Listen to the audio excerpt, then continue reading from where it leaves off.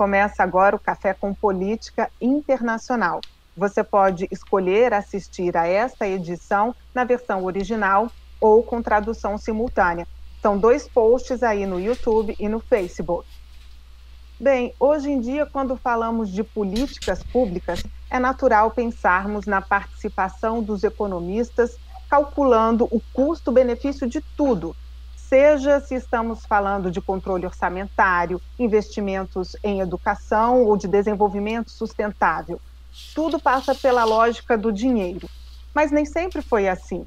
Houve uma época em que os economistas eram vistos como mero matemáticos. Mas quando isso mudou, o que aconteceu? Quais as consequências disso?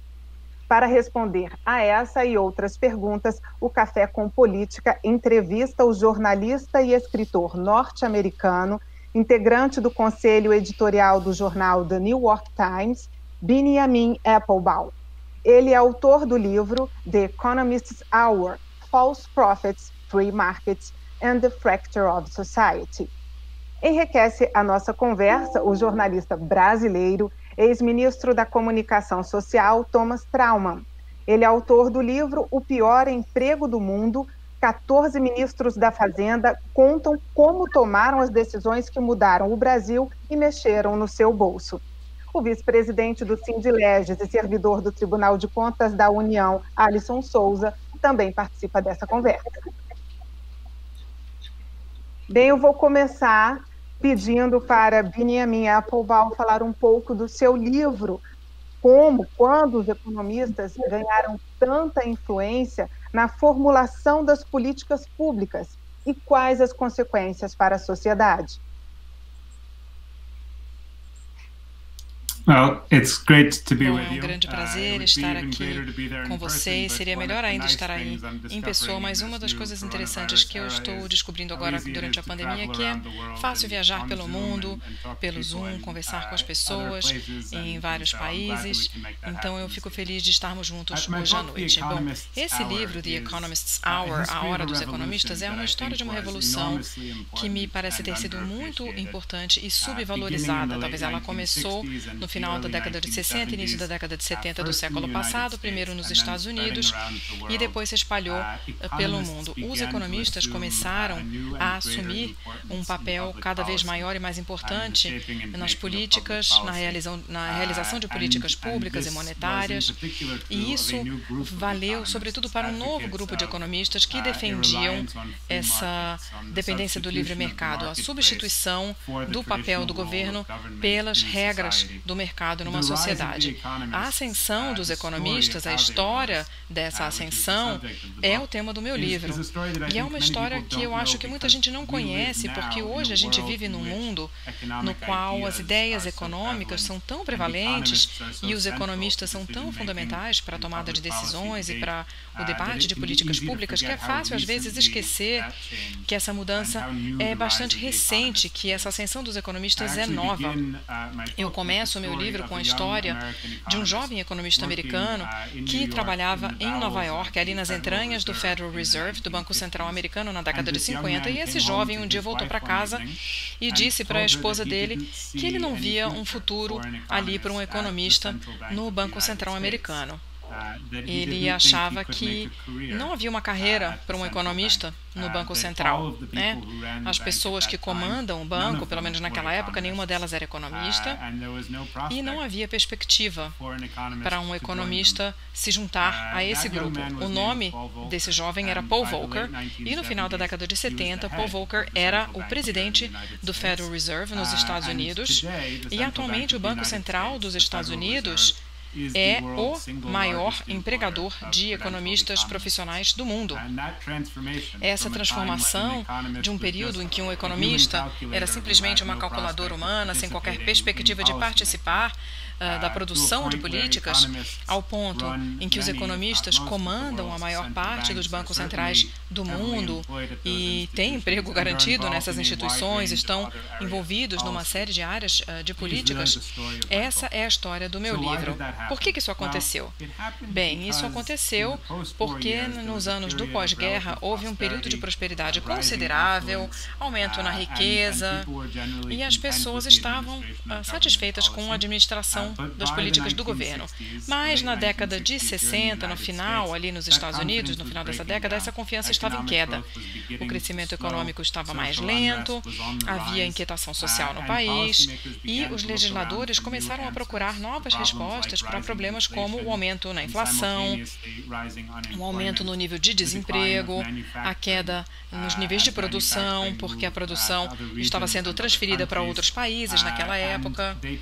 E eles se voltaram para um grupo de economistas que defendia que esses problemas poderiam ser solucionados e que a prosperidade voltaria se os legisladores abraçassem o mercado, se usassem o mercado para alocar recursos, para determinar quem era pago, quanto, para determinar o preço dos bens e serviços, se afastar um pouquinho da regulação e permitir que as empresas concorressem no mercado aberto. Eles diziam que isso resolveria os problemas da sociedade, revitalizaria o crescimento, aumentaria a prosperidade e todos se beneficiariam dessa guinada rumo aos mercados. Então, aqui nos Estados Unidos, essa revolução teve início, né? E nós vimos o governo se afastando do seu papel tradicional de regular, por exemplo, o preço de bilhetes aéreos, o preço de frete entre diferentes cidades, o preço, por exemplo, de um telefonema de longa distância. O governo se afastou da gestão, por exemplo, da taxa de câmbio nos Estados Unidos, né? Isso havia sido um papel fundamental da política americana depois da Segunda Guerra Mundial, e um dia, em 1973, o então presidente Richard Nixon fez um pronunciamento na televisão anunciando que os Estados Unidos não controlariam mais a política cambial, né? Eles não iam mais administrar a relação entre o dólar e outras moedas. Isso foi sintomático de uma era em que o governo se afastou do seu papel tradicional de administrar várias partes da economia e passou a permitir que o mercado ganhasse prevalência. Isso foi muito popular naquela época, os economistas de várias linhas aprovaram isso, mais ou menos, mas diziam que isso era necessário para resolver os problemas da época, de uma era pós-industrial, em que a indústria estava em declínio. E na década de 80, eles defendiam o argumento de que outros países também se beneficiariam dessas mesmas respostas. Países ainda no processo de industrialização se beneficiariam das mesmas soluções que um país como os Estados Unidos, onde a industrialização já estava encerrada, que países de baixa renda se beneficiariam das mesmas políticas do que países de alta renda, né? Países que ainda estavam tentando estabelecer as democracias se beneficiariam das mesmas políticas econômicas de países com democracias já mais maduras. E esse grupo foi bem sucedido em convencer outros países do mundo a adotar essas políticas. Então, o que começou nos Estados Unidos acabou se disseminando como uma série de políticas. Isso às vezes era chamado de consenso de Washington e se espalhou para outros países do mundo, muitas vezes como preço para receber ajuda de países desenvolvidos. Bom, o que aconteceu nos últimos 50 anos com os governos se aproximando do mercado, falando que as pessoas não poderiam mais depender do governo, governos que reduziram a regulamentação para que as empresas pudessem concorrer entre si. O que aconteceu? Foram 3 grandes mudanças, eu acredito, como resultado disso. A primeira mudança é que essa promessa de crescimento mais rápido da economia, ela não aconteceu. Nós não entramos numa era de nova prosperidade e abundância. Na verdade, no mundo desenvolvido, o crescimento está mais lento. E, embora a riqueza tenha aumentado no mundo em desenvolvimento, é um crescimento que exacerba a desigualdade. É um tipo de crescimento que ainda é muito dependente de commodities, e tende a enriquecer poucas pessoas que são donas dessas commodities e não as massas que trabalham para produzi-las. A segunda grande mudança é a desigualdade. Nós vimos uma pressão na desigualdade, mas dentro de países específicos vimos um aumento drástico na diferença entre ricos e pobres. A distribuição de recursos ela é cada vez mais desigual e o último resultado dessa mudança está relacionado a esse último que eu mencionei. As sociedades desiguais, elas têm dificuldade de manter governos democráticos. A democracia, ela exige uma série de interesses comuns. As pessoas têm de conseguir falar uma linguagem comum sobre as próprias necessidades e desafios, identificar soluções que têm em comum. E numa sociedade em que a disparidade entre ricos e pobres é grande demais, nós vemos os ricos aproveitarem aquilo que os economistas chamam de rentismo, cobrar pelo uso dos recursos. E os pobres, cada vez mais, têm que depender do Estado para ter ajuda, e as políticas pró-crescimento que o Estado consegue administrar, como investimento em infraestrutura, educação, legislação sensata para o mercado, isso fica difícil, às vezes até impossível. As pessoas perdem a fé no governo e o apoio para a democracia acaba sendo pressionado. Aqui nos Estados Unidos, nós estamos experimentando esse tipo de pressão de forma muito grave no momento na presidência de Donald Trump. E outros países no mundo, entre eles o Brasil, também parecem sofrer com essa ideia de que a economia não funciona para todo mundo, em que então o governo, pelo povo e para o povo, é muito difícil, é uma proposta, é uma conversa fiada. Eu acredito, e é isso que eu defendo no meu livro, que um retorno para o mercado e essa volta para o mercado, que isso foi longe demais, embora tenha produzido benefícios. Isso está no cerne dos desafios que enfrentamos.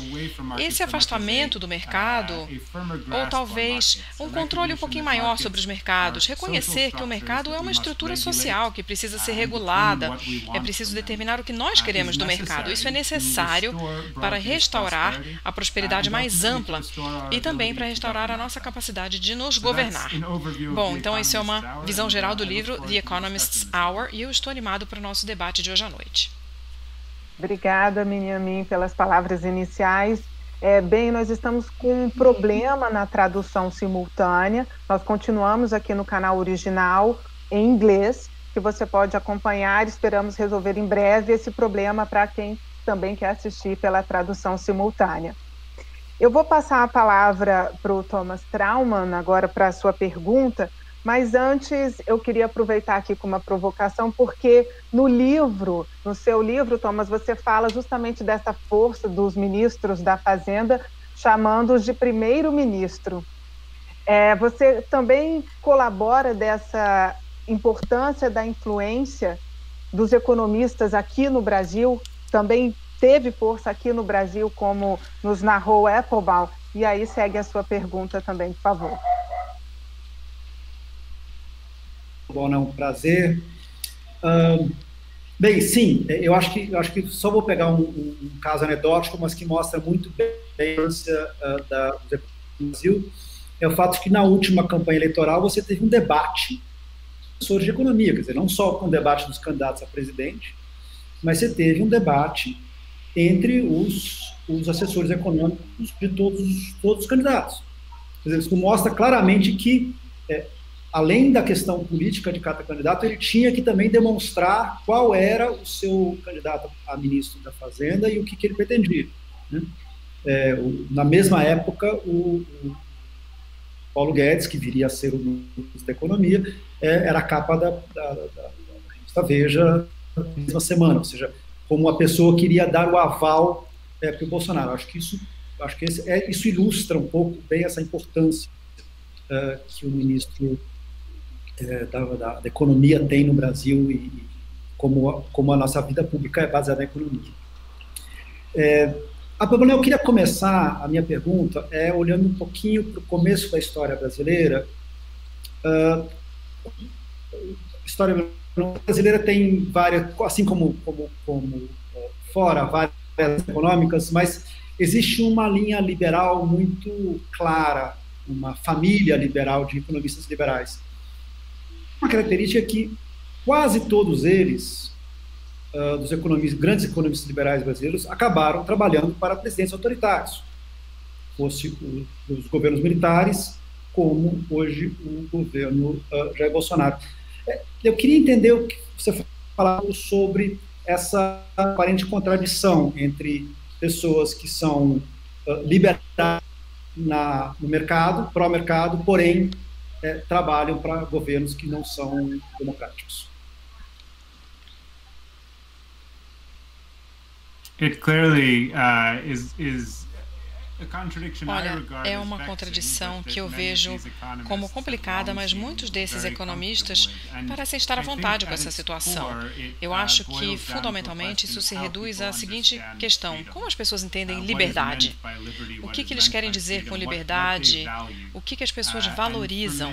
E para muitos desses economistas, o direito à propriedade e ao controle da propriedade privada é visto como o grande direito civil. Esses economistas acreditam que a sociedade prospera e se beneficia a longo prazo de uma proteção bastante severa à propriedade privada.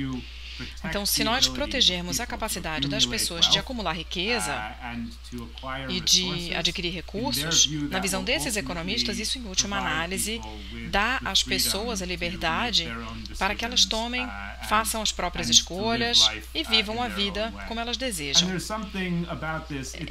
Não é uma ideia totalmente absurda. Claro que existe alguma verdade nessa ideia de que a liberdade, no sentido de uma liberdade de fazer escolhas, de viver onde você quiser, de ter a sua própria fé, de falar o que você deseja.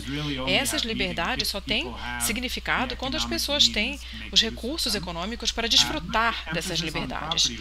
Essa ênfase no direito à propriedade, ela é tão singular, ela se tornou um foco de tal modo que as outras formas de liberdade acabaram se perdendo. Então, a gente tem economistas que defendem a importância do direito à propriedade e estavam dispostos a sacrificar outras liberdades para garantir a propriedade privada, para dizer, depois a gente trata do resto, a gente não precisa da democracia agora, a gente não precisa de liberdade de expressão, a gente não precisa dessas outras liberdades agora, a gente precisa do direito à propriedade privada, a gente precisa garantir o avanço econômico, e aí, sobre essa base de avanço econômico, aí a gente consegue voltar e restaurar os direitos das pessoas. E isso eu acho que é um conceito equivocado, A história nos ensina que se a gente abre mão de alguns direitos para correr atrás dos lucros, a gente acaba não tendo nem prosperidade e nem liberdade. E nesse sentido, precisamos do dinheiro para conseguirmos fazer todas as nossas coisas. Hoje, com a pandemia, é uma preocupação também essa questão financeira.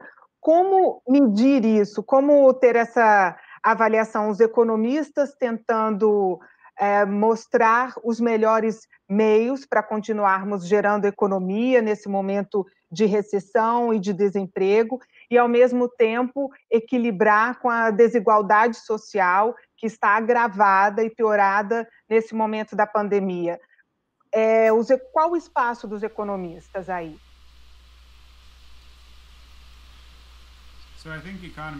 Eu acho que os economistas têm um papel muito importante a desempenhar, e eu quero deixar isso claro. O meu livro não defende a exclusão dos economistas das políticas públicas. A economia é a palavra que a gente usa para descrever o trabalho de descobrir o que fazer no mundo em que os recursos são limitados. Isso é um problema inescapável. A gente precisa de um idioma, de uma língua comum para falar sobre isso, e a economia é uma linguagem boa para a gente fazer essas escolhas e contemplar diferentes alternativas. Conforme você disse, a sociedade enfrenta essa tensão constante.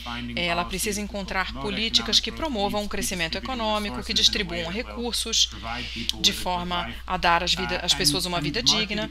E a economia de mercado, ela é o melhor sistema jamais encontrado para fazer isso. O século XX nos deu um experimento impressionante, a concorrência entre duas formas de organização econômica. Eu costumo falar da Península Coreana como uma espécie de resumo desse experimento. Se a gente olhar uma foto de satélite da Península Coreana à noite, nós vamos ver que a parte sul da península está iluminada. Há uso disseminado de eletricidade na parte sul, e a parte norte da península está no escuro nessas fotos. E isso resume a história do século XX, dessa competição entre as formas econômicas comunistas e capitalistas. A Coreia do Sul e o seu modelo surgiu como um sucesso. A lição é que a gente precisa do mercado. Essa é a lição, né? Porém, esse é um porém importante, os mercados existem no contexto de um Estado que regula seu funcionamento, sua função e decide o que fazer com o que é produzido. Dessa vitória do capitalismo em relação ao comunismo, muitos economistas acharam que então a gente precisa se virar totalmente para o mercado. A gente tem que abandonar a regulação, abandonar a redistribuição, vamos parar de nos preocupar em cuidar dos pobres e vamos confiar no fato de que se eles trabalharem bastante, eles vão conseguir sobreviver. E essa foi uma reação exagerada, essa não é a lição que a gente deveria ter tirado. Então hoje a gente se vê numa situação em que a economia como um todo está passando por dificuldades e muitas pessoas que fazem parte da economia estão em dificuldades. Há essa tensão de achar que a gente pode sair dessa situação simplesmente perseguindo o crescimento a qualquer custo, mas a única saída é garantir que a gente comece num ponto de prosperidade compartilhada. As pessoas têm que acreditar que o sistema funciona para elas, para que elas façam parte desse sistema. Ok. A Alisson tem uma pergunta.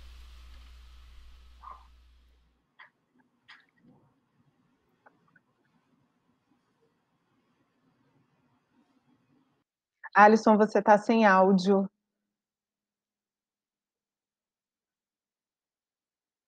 Deve estar fechado.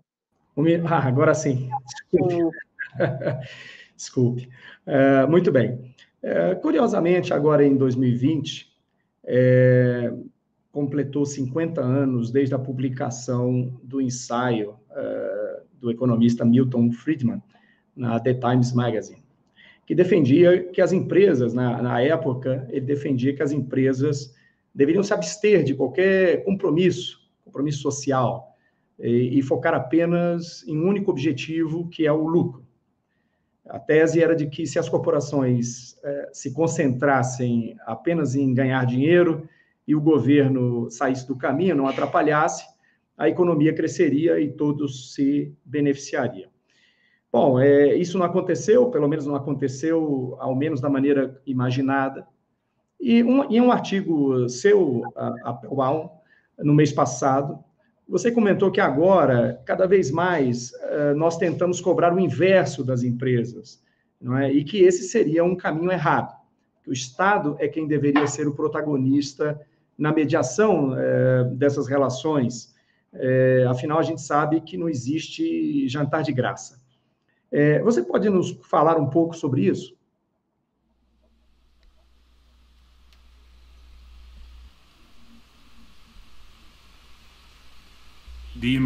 Olha, eu acho que Milton Friedman talvez tenha sido a figura mais importante nessa revolução que estamos discutindo. Ele, mais do que ninguém, articulou esse argumento pela importância do mercado. Ele foi contra o uso do governo e ele foi a favor da dependência dos mercados. Ele era um orador muito interessante, ele dominava qualquer sala onde ele entrasse, ele era um homem pequeno, baixinho, mas ele era um gênio. E ele tinha essa ideia que ele defendeu a vida inteira. Ele brincava dizendo que se o deserto do Saara fosse administrado pelos burocratas do governo, haveria uma escassez de areia. O que ele queria dizer com isso? Que os governos não sabiam cuidar da economia e tinham que se afastar da economia. Conforme o senhor disse, ele escreveu, sim, esse texto muito famoso no New York Times há 50 anos, e ele defendia nesse artigo que as empresas deveriam se focar apenas nos lucros, né? Era uma extensão da visão mais ampla de Friedman. Ele dizia que as empresas deviam se concentrar no lucro, não deviam fazer trabalho de caridade, nem ajudar a comunidade onde atuam, não deveriam se preocupar com a qualidade de vida dos funcionários, eles deviam ganhar o maior número de recursos possíveis. Era isso que ele achava. Isso ficou na moda, né? As pessoas diziam depois que Friedman estava errado e que a correção correta seria que as empresas abraçassem uma responsabilidade social mais ampla. Deixa eu ser claro aqui, eu acho isso ótimo, desde que funcionem. Se existem empresas dispostas a voluntariamente restringir a sua emissão de poluentes, a voluntariamente pagar melhor os funcionários ou oferecer creches para os empregados, isso é ótimo. Porém, eu acho que seria tolo a gente depender das empresas para que elas fizessem isso voluntariamente, né? Coisas que a gente precisa que as empresas façam. As empresas são criadas pelo Estado. O Estado dá a elas a autoridade para operar um negócio que tem alguns direitos jurídicos que não estão disponíveis para uma pessoa comum que vá, por exemplo, vender limonada ali na esquina. As empresas têm a responsabilidade que precisam ser definidas pela lei. Se a gente quer que as empresas poluam menos, é preciso que haja legislação restringindo a poluição. Se a gente quer que o salário seja melhor, é preciso que haja legislação exigindo salários melhores. Se a gente quer que as empresas cuidem da comunidade, é preciso incentivar esse comportamento ou então penalizar o comportamento equivocado. Não é realista esperar que as empresas façam isso por nós e por conta própria. Friedman estava certo. Na maioria dos casos, as empresas são veículos que estão em busca de lucro. E para todos nós é melhor se as empresas puderem se concentrar em fazer isso dentro de limitações muito bem definidas, com responsabilidades que garantam que elas não façam isso às custas da população.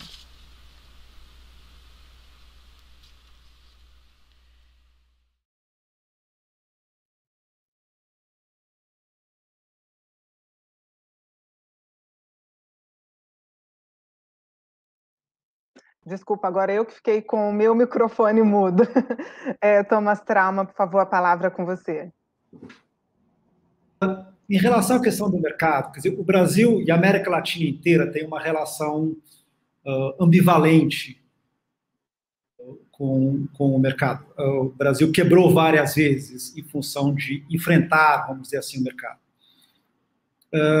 Quando a gente fala qualquer coisa que vá em linha no Brasil, qualquer político fala em qualquer coisa que vá em termos de ação do mercado e de restrição algum tipo de liberdade sobre o mercado financeiro, você tem milhões de dólares que saem do país.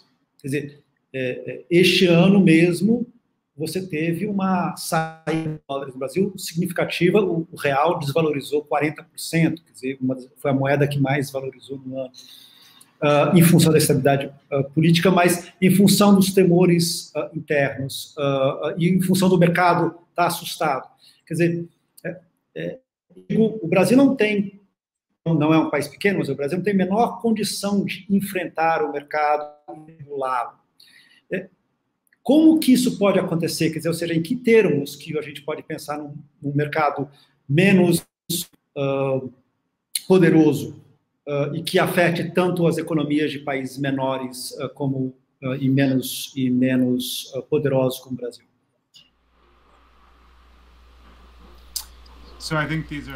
Olha, são perguntas difíceis e eu não vou fingir aqui que eu sou um especialista no Brasil.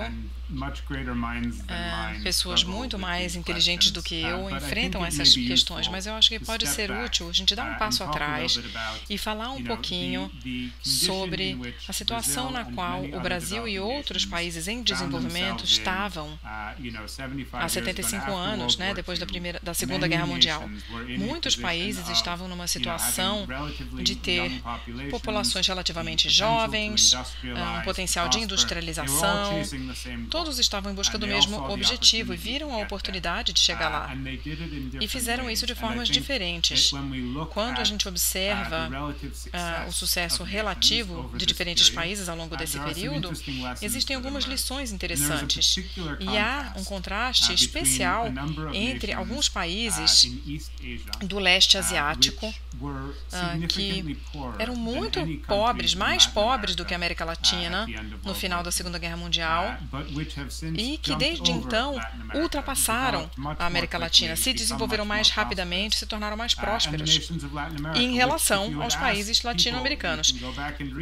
Se a gente lê textos do passado, pessoas que faziam essa avaliação nos Estados Unidos olhavam para o mundo ali depois da Segunda Guerra Mundial pensando onde é que estão as oportunidades, onde é que vai haver crescimento rápido. Todo mundo apostava na América Latina. Latina, as pessoas achavam que a resposta era Brasil, Argentina, Chile. Era lá que se esperava a próxima onda de industrialização. E havia motivos para isso. Eram países com muitos recursos naturais, com populações relativamente alfabetizadas, com laços, com mercados desenvolvidos, e havia essa expectativa de que haveria um grande crescimento nesses países. Mas o que aconteceu, para surpresa de quase todos, é que os países que se desenvolveram mais rápido estavam lá no Pacífico. Por que isso aconteceu? Qual foi a diferença? Eu acho que não há uma resposta perfeita, mas existem alguns assuntos que aparecem na literatura. Um deles é que os países do leste asiático foram mais agressivos na redistribuição da terra, para garantir que as pessoas tivessem dinheiro suficiente para se tornarem empreendedoras, terem um pequeno negócio, para perseguir seus sonhos. Investiram muito mais em educação, como participação da economia, Os países do leste asiático gastam muito mais dinheiro em educação do que os países latino-americanos, ou pelo menos do que faziam naquela época. E também infraestrutura, apoio do Estado para as indústrias. A América Latina teve essa produção apoiada pelo Estado, com algum sucesso ou não, mas como participação da economia, os países do leste asiático fizeram isso de forma mais organizada. Então, há uma série de políticas que tiveram um impacto mais eficaz no leste asiático do que na América Latina. E eu acho que o que havia em comum foi o reconhecimento de que a chave para o crescimento econômico é garantir que a população, de forma ampla, todos, ou pelo menos o máximo possível que a gente conseguir de pessoas, tenha essa situação para perseguir as próprias oportunidades. E quando as pessoas conseguem fazer isso de forma coletiva, todos se beneficiam. Mas como distribuir essa riqueza, proporcionar uma educação, um investimento para toda a população, quando o país está quebrado? O Thomas falou de várias vezes que o país quebrou, porque aqui temos pavor da inflação. O Brasil já teve um momento de inflação a 80%. No seu livro você fala, começou falando inclusive do Paul Volcker, e ele conseguiu, num período difícil da história dos Estados Unidos, controlar a inflação do país, ali nos anos 80. Qual o exemplo de Paul Volcker que nós poderíamos adotar para não cairmos voltar na inflação que se teme hoje, e o que não deveríamos usar desse exemplo para não piorar as desigualdades que temos? Olha, o Paul Volcker, especificamente, ele controlou a inflação nos Estados Unidos, e isso teve um impacto destruidor para o Brasil e para outros países latino-americanos, que em muitos casos tinham contraído dívidas em dólar que eram impossíveis de serem pagas. Então foi uma crise grave na América Latina que foi disparada pelo sucesso de Paul Volcker nos Estados Unidos. Isso ressalta uma dinâmica importante. Em diferentes países, a sua posição relativa influencia sua capacidade de participar na economia internacional. Os Estados Unidos estão numa situação específica de conseguir fazer coisas que outros países não podem. O Paul Volcker conseguiu controlar a inflação porque ele podia ditar os termos para outros países, como o dólar é uma moeda global e como a dívida mundial está em dólares e as pessoas procuram dólares. Tem uma estatística que me chama a atenção. 75% das exportações e importações coreanas de e para países que não são os Estados Unidos estão em dólares. Só para vocês terem uma ideia do domínio do dólar como moeda global. E isso permite que os Estados Unidos ajam em relação à inflação de uma forma que não é possível para outros países. Outros países estão em desvantagem nesse sentido. Mas há algumas coisas que podem ser feitas, e uma coisa importante, um elemento na situação brasileira, e algo que eu acho que os legisladores brasileiros já entenderam, é que essa ênfase, ou parte da revolução de mercado, foi essa insistência de que o controle sobre o capital deveria deixar de existir e o dinheiro deveria circular livremente entre as fronteiras. Eles diziam, os defensores, de que quanto mais liberdade, melhor. Se o dinheiro for para onde ele quiser ir, quando ele quiser ir, isso vai ser bom para todo mundo. E essa ideia estava muito equivocada. A falta de controle sobre os capitais foi destruidora para pequenas economias. Eu sei que não é verdade, mas nesses termos a gente classificaria o Brasil como uma pequena economia, porque isso significa que o capital entra muito rápido e sai muito rápido desses países.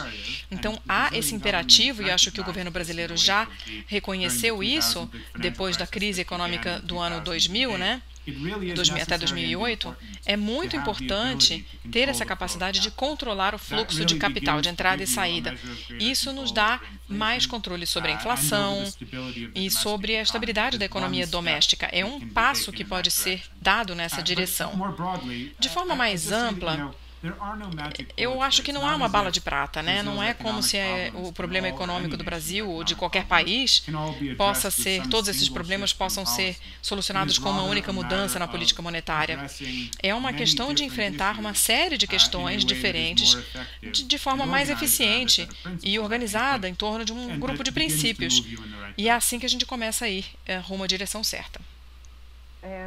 Nós temos uma pergunta aqui da Maristela.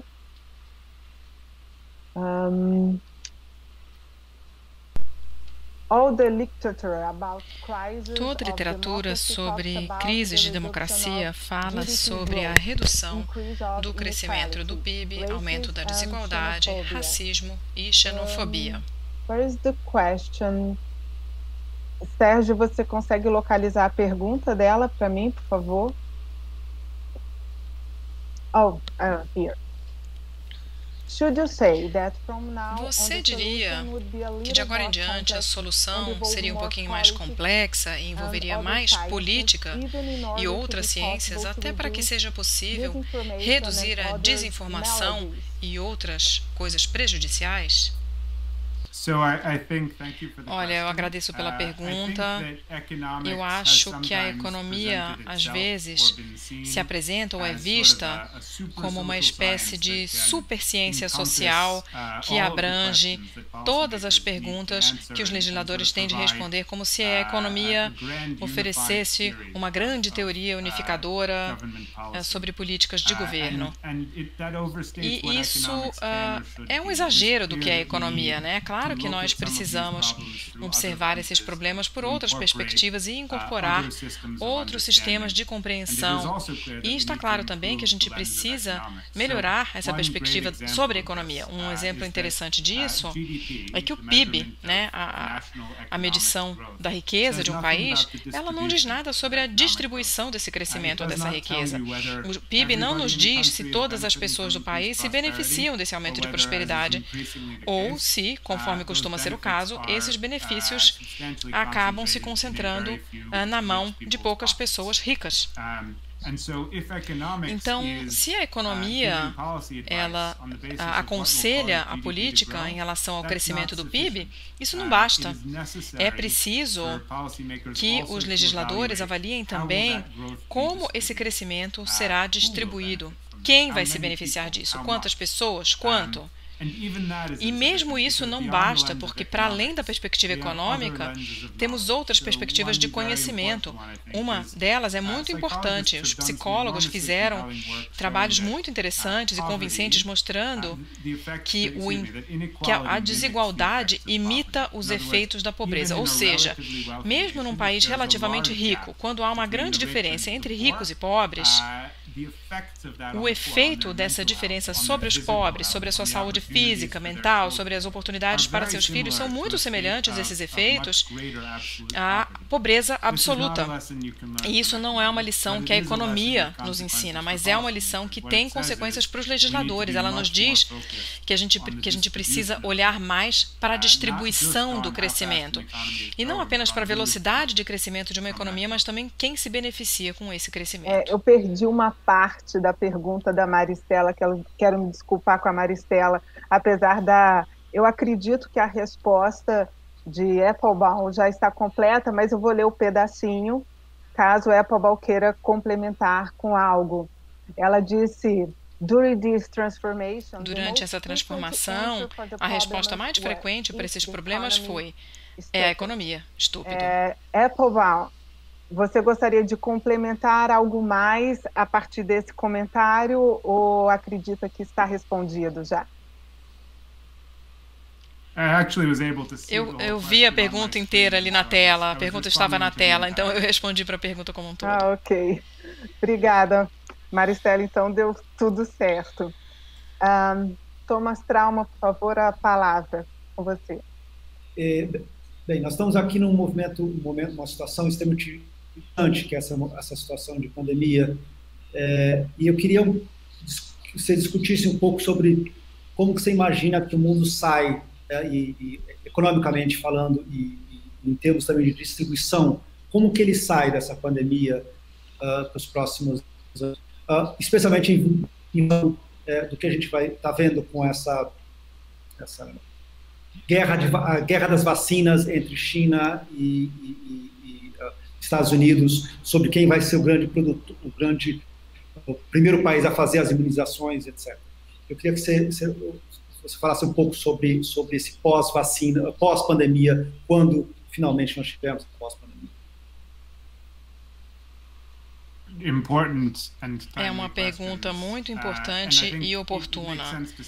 E acho que faz sentido a gente ver algumas dimensões diferentes desse assunto. Uma tendência que me preocupa é que nós estamos observando grandes empresas se beneficiarem ou talvez serem menos prejudicadas pela pandemia. Aqui nos Estados Unidos, por exemplo, a Amazon, a grande varejista do e-commerce, ela está abocanhando mais participação de mercado porque as pessoas estão usando os serviços de entrega da Amazon para obter produtos. Os restaurantes grandes, de cadeia, estão oferecendo serviços para as pessoas e os pequenos restaurantes, os restaurantes familiares não conseguem. Então, os grandes restaurantes de cadeia estão prosperando e os pequenos estão fechando. E isso vale globalmente. Empresas com mais dinheiro estão numa situação melhor para enfrentar a crise. Empresas com mais dinheiro conseguem oferecer novos tipos de serviços ou serviços que são mais resistentes à crise. Então, um dos problemas na economia recentemente foi essa concentração de poder e riqueza corporativas. E acho que há motivo para preocupação de que isso aumente durante esse período de pandemia, né? Os vírus, eles matam as pessoas, não importa se as pessoas são ricas ou pobres, mas o vírus primeiro precisa infectar as pessoas, né? E a verdade triste é que pessoas mais pobres e países mais pobres têm um risco maior de infecção, de contágio e não estão numa situação tão boa para enfrentar essa doença, para ajudar os doentes.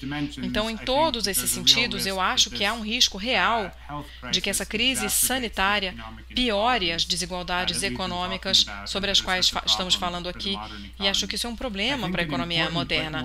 Um problema importante, talvez mais complexo ainda, é qual é o impacto da pandemia sobre a paisagem global econômica, né? Mesmo antes da crise, nós vimos um certo recuo da globalização. Alguns países exigindo que as empresas trouxessem a produção para o território doméstico, né, para o mercado doméstico. Nós vimos o aumento da tensão entre os Estados Unidos e a China, entre os Estados Unidos e a Europa, entre a China e a Europa. Então, em todo o comércio global, nós vimos um período de resistência a essa ideia de produção livre de produtos entre fronteiras ou distribuição de serviços entre fronteiras. Então, esse período de aumento na globalização, né, a cada ano parecia que as economias dos países estavam cada vez mais entrelaçadas, esse movimento tinha chegado a um momento de freada, digamos. Eu não sei se vai começar uma marcha ré, mas isso deixou de aumentar. E eu acho que a pandemia pode aumentar essa tendência, pode exacerbar. Isso não está sendo valorizado em alguns países. Tem países que dependem de fornecedores externos para produtos de saúde, por exemplo, ou outros produtos que não estão mais disponíveis porque a pandemia fechou algumas fábricas. E eu acho que essa situação ressalta essa ideia entre muitos líderes políticos de que há um elemento de segurança nacional envolvido, há um interesse nacional nessa revitalização da produção doméstica, pelo menos em alguns setores da indústria. E eu acho que isso vai nos afastar da globalização nos próximos anos. É possível imaginar também mais limitações em relação a viagens internacionais, pessoas que vão chegar à conclusão de que alguns tipos de viagem não são mais necessários ou desejáveis. Então isso me preocupa, né? Um afastamento entre os países. Uma das coisas que a gente sabe em relação aos vírus, na própria comunidade mesmo, é que as pessoas tendem a reagir a um vírus se afastando umas das outras, né? Vírus, pragas, epidemias, elas têm esse histórico de reduzir as conexões sociais e os laços sociais e a nossa sensação de solidariedade. E eu acho que há um risco de que isso aconteça na comunidade global também. E eu me preocupo com isso porque estamos num momento fundamental de enfrentamento das mudanças climáticas. Essa é uma necessidade extremamente urgente, né? Os países precisam trabalhar juntos para resolver essas questões que estamos enfrentando como uma comunidade global, e isso surge num momento em que talvez seja mais difícil enfrentar isso de forma coletiva, e isso é uma pena. Applebaum, você acredita que os organismos internacionais, como a ONU, a OMS, que vem conduzindo esse processo sobre a pandemia, serão muito importantes também para regular essa volta e essas relações entre os países que você acabou de comentar? Olha, eu espero que sim. Estamos há apenas 2 semanas aqui da eleição presidencial nos Estados Unidos e esse resultado vai ser importante não só para nós aqui nos Estados Unidos, mas para o mundo como um todo. O nosso atual presidente já deixou claro o seu desdém em relação a instituições internacionais como a Organização Mundial da Saúde. Se ele for derrotado e se Joe Biden vencer a eleição, é provável que a gente veja uma restauração do compromisso americano com esse tipo de organismo internacional. É claro que mesmo sem os Estados Unidos, esses organismos vão continuar funcionando, fazendo um trabalho que é importante. Mas eu acho que a participação dos Estados Unidos é benéfica, é claro, para essas instituições. Seria muito bom para o mundo se essa participação fosse restaurada. Bom, para além do que acontece aqui nos Estados Unidos, sem dúvida, nós precisamos desse tipo de organismo. O mundo está mais interconectado hoje do que em qualquer outro momento da história. A capacidade de um vírus de se disseminar rapidamente de um mercadinho ali na China para países muito distantes do mundo, isso só nos lembra de que as nossas vidas estão muito entrelaçadas, mesmo entre fronteiras. O dinheiro viaja pelo mundo num piscar de olhos, as ideias viajam num piscar de olhos, imagens, entretenimento, e também vírus, e também bens manufaturados, né? Então, esses laços exigem regulação para que eles trabalhem a nosso favor. E essa regulação só pode ser fornecida pelos organismos internacionais. Então, eu acho que a função deles continua sendo fundamental. Alisson, a palavra está com você. Obrigado, Érica. No seu livro, Benjamin, você faz uma comparação entre o Chile e Taiwan e afirma que esse país ele cresceu de uma forma diferente, baseada no governo, a economia cresceu baseada no governo e na industrialização. O que deu certo no Chile, o que deu errado e o que deu certo em Taiwan? Qual é a comparação entre esses dois países?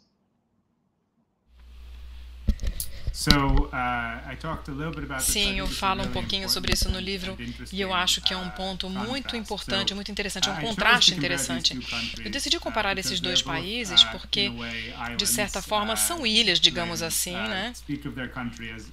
Eu digo que esses países são ilhas porque são relativamente isolados e eram economicamente isolados no passado e estão em lados opostos do globo, né? Tem o Oceano Pacífico ali no meio, entre esses dois países. Os dois saíram da Segunda Guerra Mundial como países pobres e com algumas diferenças. O Chile tinha mais recursos naturais do que Taiwan, mas ambos enfrentavam uma questão semelhante: como interagir naquele momento, sobretudo com os Estados Unidos, e como pensar no futuro econômico, né? Em Taiwan, os líderes políticos do país fizeram uma série de decisões importantes. A primeira delas foi supervisionar a distribuição da terra agrícola. Houve uma grande redistribuição que garantiu que todos em Taiwan, praticamente todos, tivessem propriedade, tivessem terra, tivessem o suficiente para sobreviver, e o país e as pessoas conseguiam usar essa terra, por exemplo, como garantia para um financiamento de universidade dos filhos. O governo trabalhou também muito para proteger as jovens indústrias, por exemplo, a indústria têxtil, e depois a famosa indústria eletrônica de Taiwan, né? Semicondutores e uma ampla gama de produtos eletrônicos em Taiwan. O governo investiu muito em educação de alta qualidade, disponível a baixo custo. Eles conseguiram controlar o câmbio, também resistiram bravamente à pressão dos Estados Unidos por um câmbio flutuante em Taiwan, né, pela eliminação do controle de capital. Eles atrelaram a moeda local ao dólar e foram bem-sucedidos em alimentar uma base econômica que atualmente consegue concorrer de igual para igual com o resto do mundo. No Chile, por outro lado, as reformas políticas não foram bem-sucedidas, não atingiram nenhuma redistribuição de terra, então a posse da terra continua muito concentrada em poucas pessoas, os recursos naturais continuam muito concentrados em alguns proprietários, uma elite rica controla a economia do país e, embora o Chile fosse, no papel, uma democracia naquelas décadas logo após a guerra, e Taiwan fosse uma ditadura, nesses dois países o poder estava concentrado em poucas mãos. No Chile, as pessoas que estavam no poder resistiam ao desenvolvimento econômico do país. Essas pessoas se recusavam a investir em educação para as massas, recusavam a oferecer um caminho para que as pessoas jovens e talentosas avançassem na vida e sobrevivessem. E, em última análise, o que vimos no Chile foi um período de inquietação política. Primeiro, houve os líderes políticos de esquerda que ascenderam ao poder e tentaram implantar a sua pauta, e depois tivemos, claro, o golpe, o governo militar, os militares assumiram e abraçaram as sugestões dos economistas americanos associados à Universidade de Chicago. Eles implantaram uma série de princípios de livre mercado que ia além do que havia sido aplicado mesmo nos Estados Unidos. Era como se fosse um laboratório de experimentos ali. Foi o lugar ali, os próprios economistas diziam isso, que eles conseguiam fazer coisas no Chile que não podiam fazer em outros lugares. O Friedrich Hayek escreveu uma carta para Margaret Thatcher dizendo que ela deveria seguir o exemplo do Chile quando ela chegou ao poder no Reino Unido. E Thatcher respondeu: tá tudo muito bonito, mas é impossível aplicar essas medidas numa democracia. E essa era a verdade da situação. Esses economistas impuseram políticas no Chile que jamais poderiam ter sido aplicadas numa democracia. E eles disseram que daria certo, que faria bem para o povo chileno, né? Que essas medidas beneficiariam todos, que acabar com as pensões do governo, que deixar o câmbio flutuante, que abandonar a industrialização, que isso seria bom para o país. Mas o que isso produziu foi, de fato, um país próspero, só que é um país cuja prosperidade está extremamente concentrada na mão de poucas famílias. Famílias que ainda dependem da extração de recursos, salmão, frutas, cobre, né, produtos importantes para o Chile. Uma coisa que me impressionou no Chile quando eu passei um tempo lá para escrever o livro, uma coisa que eu vi nesse período no Chile, foi que a empresa Maersk, norueguesa, uma empresa de frete, eles construíram uma fábrica para produzir os contêineres que eles usavam para exportar frutas chilenas para a Ásia. E eles fizeram isso porque era mais barato produzir os contêineres no Chile. O governo chileno comemorou isso como uma evidência de que o país finalmente estava se industrializando, estava produzindo atividade econômica de mais valor agregado. Só que essa fábrica recebeu muito subsídio do governo e foi fechada 2 anos mais tarde, porque a Maersk, a norueguesa, descobriu que era impossível obter a mão de obra qualificada necessária, o fornecimento de produtos qualificados. O Chile havia destruído tanto a sua base industrial que não conseguia nem construir os containers necessários para mandar frutas exportadas para a Ásia. Essa é a diferença. Taiwan foi muito cuidadoso. Eles não apenas cultivaram frutas, mas eles sabiam fazer os containers também, sabiam construir os navios e sabiam financiar o frete. E o Chile fez uma solução de curto prazo, continuou cultivando frutas e deixou outros países construírem os containers, os navios, outros países oferecerem o crédito, e hoje a gente vê os resultados dessas políticas. Obrigada. Thomas Trauman, passo a palavra para você. Sr. Appelbaum, no primeiro e até agora único debate entre o Biden, no momento o Biden fala sobre a questão climática e ele cita e ele falou na hipótese de que, bem, nós vamos, eventualmente a gente vai ajudar ou liderar uma ajuda internacional em relação à Amazônia e para a proteção da Amazônia, ou o Brasil sofrerá as consequências. Não é a primeira vez que o Biden e o Partido Democrata criticam o Brasil em relação à Amazônia. É uma unanimidade mundial sobre a postura brasileira desde o governo Bolsonaro.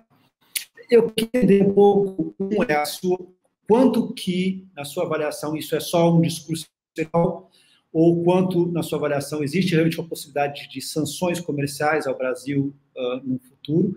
E 2, quanto que essa imagem que o Brasil agora tem de ser um país que é um vilão ambiental, prejudicar a economia.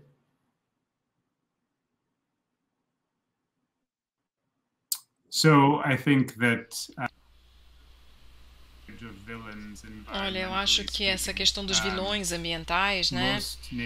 A maior parte dos países, incluindo os Estados Unidos, participa de alguma forma de vandalismo ambiental extremamente problemático, com consequências graves. E a forma de avançar em relação às mudanças climáticas é que os países de todo o mundo precisam ter mais responsabilidade sobre o próprio comportamento e sobre as consequências de seus comportamentos.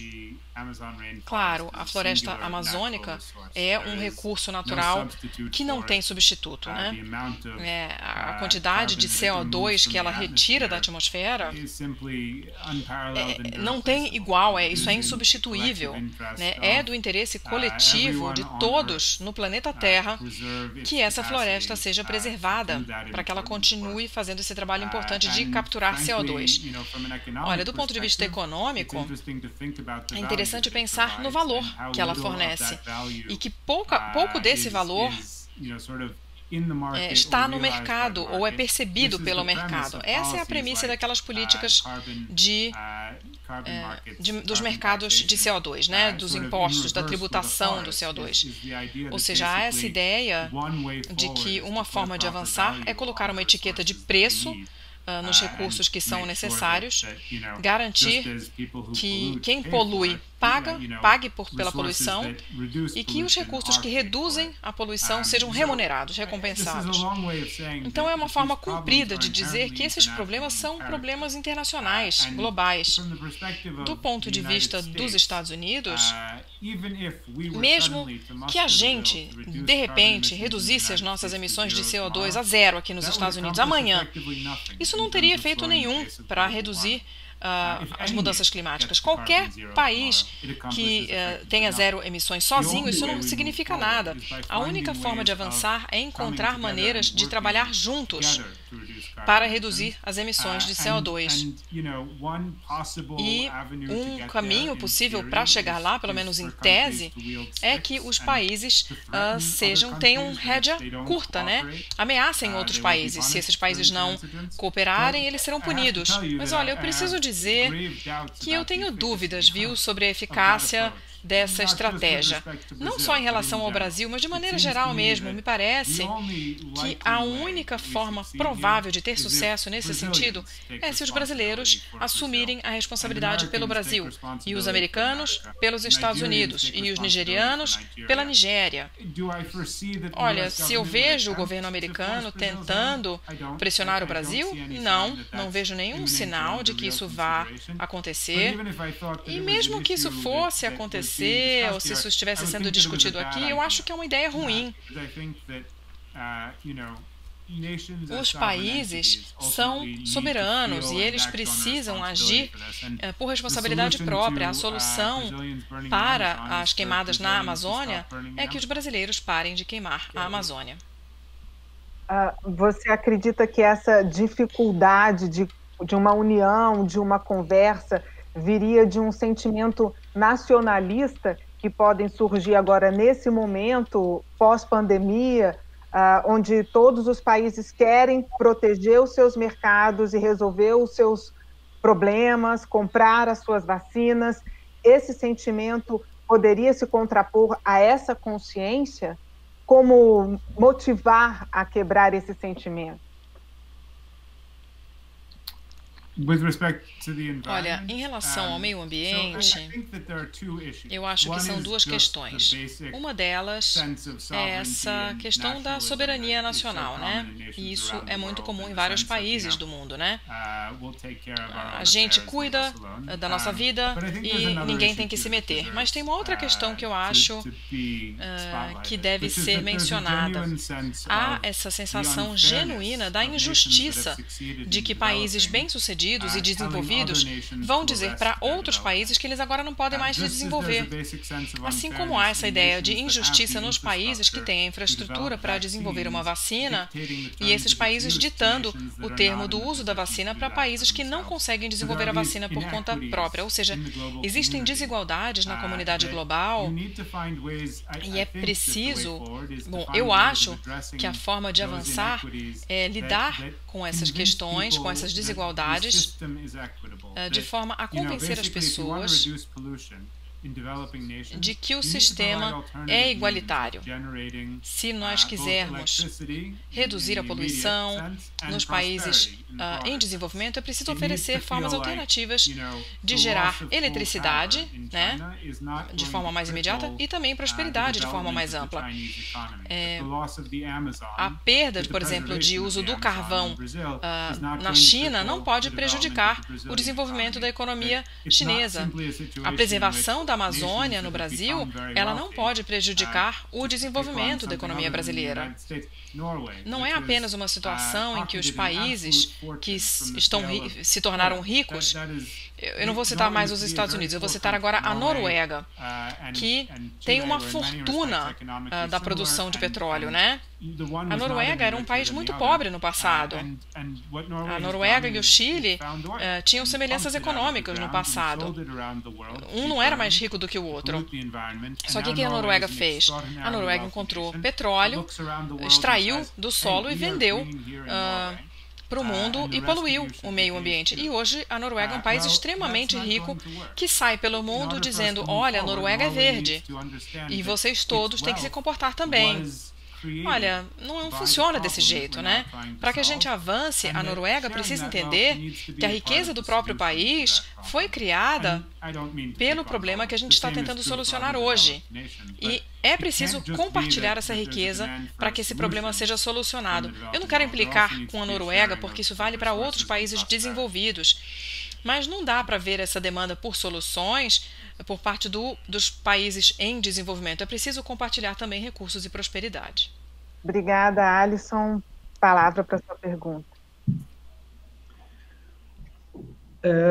Em editorial publicado neste mês, a Financial Times anunciou que a austeridade foi oficialmente enterrada e que não devemos chorar a sua morte.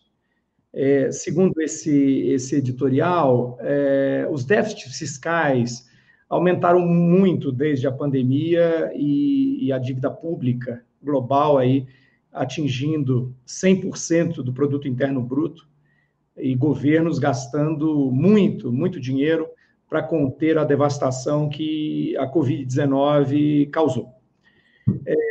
Mesmo países conhecidos por uma política de austeridade econômica, como a Alemanha, estão gastando bastante dinheiro.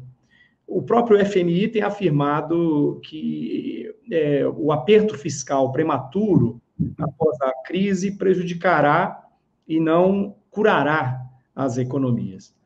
Você nos deu hoje aqui algumas pistas importantes sobre o papel que você acredita que o Estado deve ter durante a pandemia. Eu gostaria de saber como você pensa esse papel do Estado no pós-pandemia, que tipo de política econômica você acredita que deverá prevalecer na maior parte dos países capitalistas? Yeah, good question, thank you. Boa pergunta, obrigado. Eu acho que essa morte talvez seja um pouco prematura dizer agora que a austeridade, essa filosofia faleceu. Eu acho que nós estamos num momento que pode ser traçado paralelos com a primeira etapa da crise de 2008, em que muitos governos reagiram de forma muito agressiva, e depois, em 2010, houve aquela cúpula do G20 nos Estados Unidos, e houve aquele documento de consenso em que os países disseram, tudo bem, agora chega, é hora de austeridade. Eu não acho que isso vá ser reproduzido agora, mas acho que é prematuro concluir que os países vão continuar fazendo os investimentos para garantir nessa recuperação desse desastre, né? Eu queria dar um passo atrás e dizer que até que o problema de saúde pública seja controlado, a política econômica é secundária. A gente não vai ver uma recuperação econômica até que tenhamos uma vacina ou melhores políticas de saúde, de preferência ambas as coisas, para que a gente consiga controlar esse vírus. Quando isso acontecer, os governos vão precisar estar prontos para abrir a carteira, né, para voltar a incentivar o crescimento econômico. Acho que há uma lição para aprender. A última crise faz uma década apenas que ela acabou. E nós vimos as políticas de austeridade, elas resultaram em crescimento lento e muitos anos de sofrimento econômico que poderia ter sido evitado se os governos tivessem sido mais agressivos. Muitos políticos hoje sabem disso e têm sido mais agressivos. Espero que continuem sendo mais agressivos, mas para além disso, eu acho que há uma oportunidade para que os governos...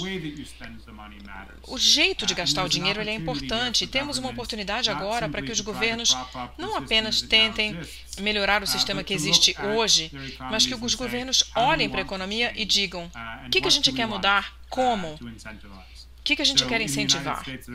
Nos Estados Unidos, há muita discussão agora sobre investimentos no desenvolvimento de energias renováveis. E eu acho que esse é o tipo de coisa que os países devem investir para gerar crescimento econômico rápido e trazendo outros benefícios também, né? Benefícios de uma distribuição mais igualitária e também reduzir os danos ao meio ambiente. Então, é terrível que o mundo esteja passando por uma segunda crise econômica uma década após a última grande crise. Mas um benefício dessa situação, que é pouco comum e muito dolorosa, é que na história, com frequência, a gente tem uma crise econômica, a economia se recupera, se passa uma geração inteira até o próximo cataclisma. E quando as coisas começam a desmoronar novamente, todo mundo esqueceu as últimas lições. Então, uma vantagem, uma oportunidade que nós temos agora, eu espero, é que as lições da última crise ainda estão muito frescas na nossa memória, né? As lições de 2008. A gente tem uma chance maior de usar essas lições agora e de reagir de forma mais eficaz à crise atual. Eu espero que isso, o que você falou, seja de fato uma previsão do que vai acontecer. Eu espero que os governos reconheçam a necessidade de investir, sim, em crescimento econômico. Thomas Trauma, mais uma pergunta. era exatamente sobre as lições. Você acha que as lições de 2008, elas estão suficientemente aprendidas, especialmente em relação à falta de regulação dos mercados? Ou seja, no final a pergunta é, nós vamos sair dessa segunda crise do século XXI melhores ou mais inteligentes do que nós entramos?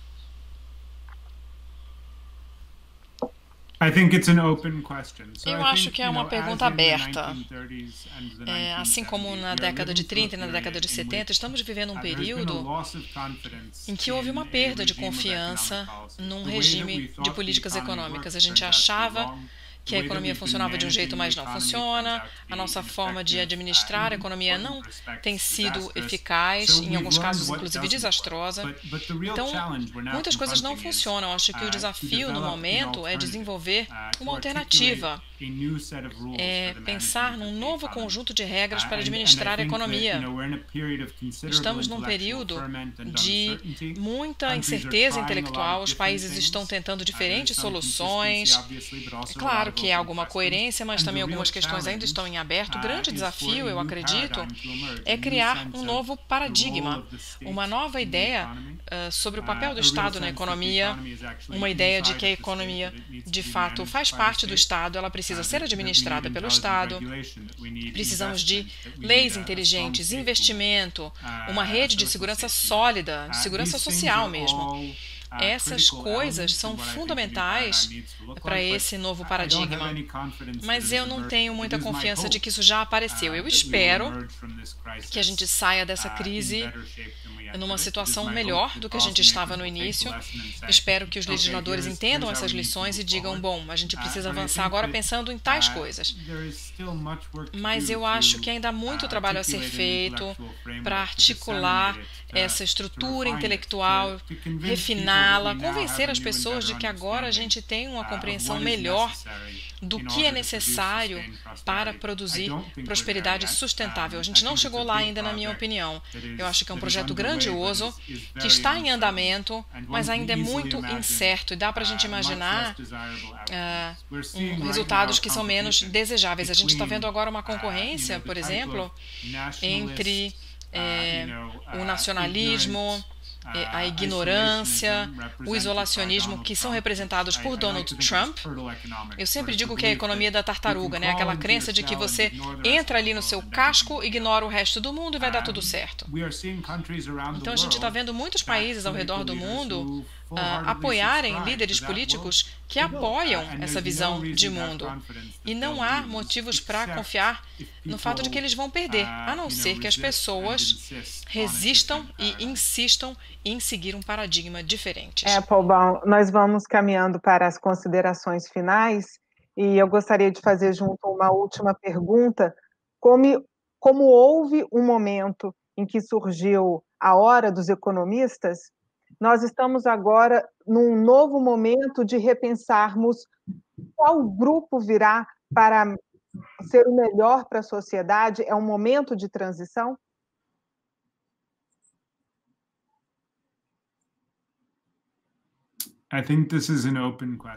Eu acho que essa também é uma pergunta aberta. Existem exemplos que me dão esperança, que eu acho que são inspiradores. Nós vimos jovens economistas cujo trabalho se baseia numa tradição muito diferente da que vimos nos últimos 50 anos.